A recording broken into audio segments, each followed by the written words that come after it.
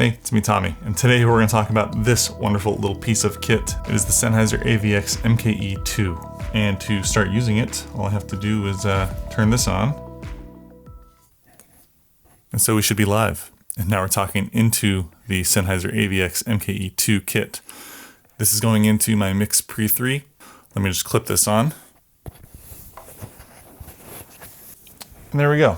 Now we're clipped on. So there's already a bunch of reviews of this kit online, and so I'm not going to try and cover every little thing that it comes with and all this. I'm just going to talk about things that I really like about it, because I think that if you're in the market for a lav, this is probably one of the best picks, in my opinion. First off, this lav is omnidirectional, so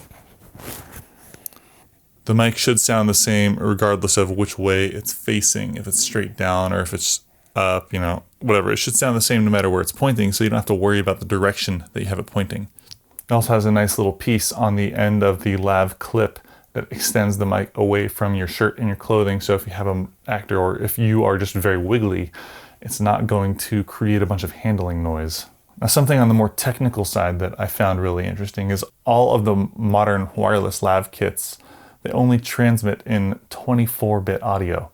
Now, even though I have a MKE2 set up over there, recording 32-bit floating point audio, I'm not utilizing that 32-bit floating point audio. It's only getting a 24-bit signal. Now, I like having a 32-bit signal because then if I talk really, really quiet, if I'm whispering, or if the sound is just way too loud, and I can still save that in post because it's 32-bit audio, but you don't get that with a lav mic. So the AVX kit from Sennheiser has some really strong auto attenuation to the point where this is like if Apple made lav mics, it just works.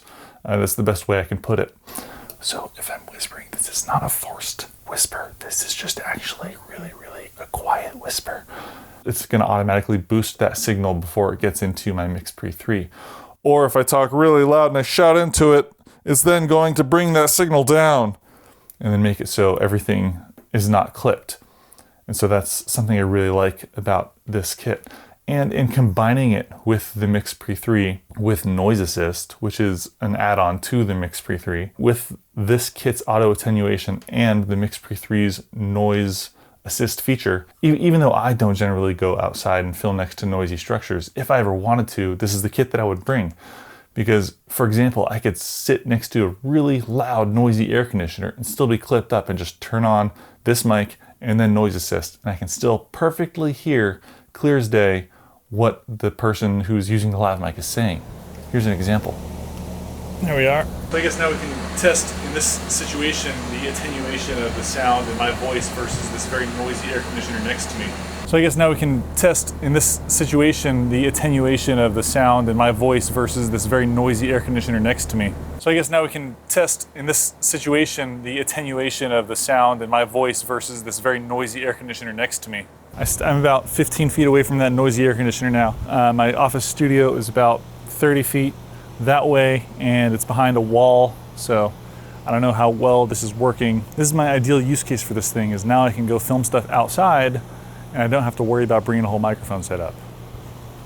And I can still get great sounding audio, and that's the important piece. And so this kit just works. And I found a way for it to fit into my workflow really well. I just plug the AVX receiver into the MKE2, and then I take the USB charging cable and I plug that into the MKE2's USB port. And because I power my MKE2 with a VMAP battery, it doesn't adjust to my workflow at all. I just plug in the VMAP battery and turn on the MKE2 and everything is active, ready to go and charged.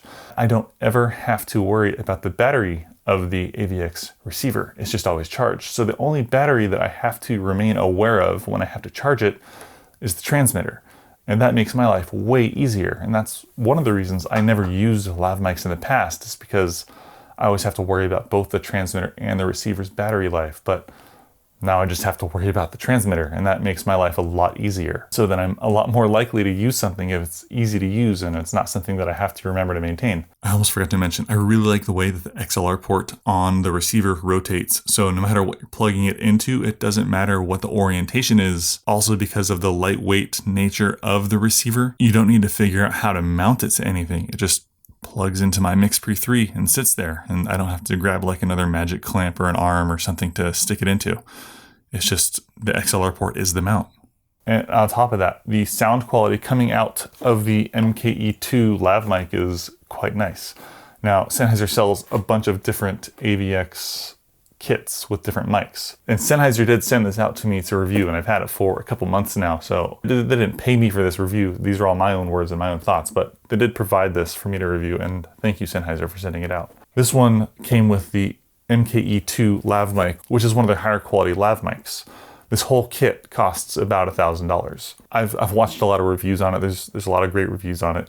It's a higher quality lav mic. It has a thicker cable that is less likely to get knotted up and ruined. It sounds really nice. It's weather and sweat resistant. It's not gonna get damaged in the rain or with a sweaty actor. And here's how it sounds. I've been talking into it for most of this video. I think it sounds really great. Although it's not a replacement for my shotgun microphone. And I've used Sennheiser's microphones for a long time. I've used the MKH416, which now I'm talking into, in most of my YouTube videos ever since I got it. And this is not going to be a replacement for the sound that I get out of the shotgun microphone. I think that you're still gonna get superior sound quality out of the MKH416, you know, something like a proper shotgun microphone setup.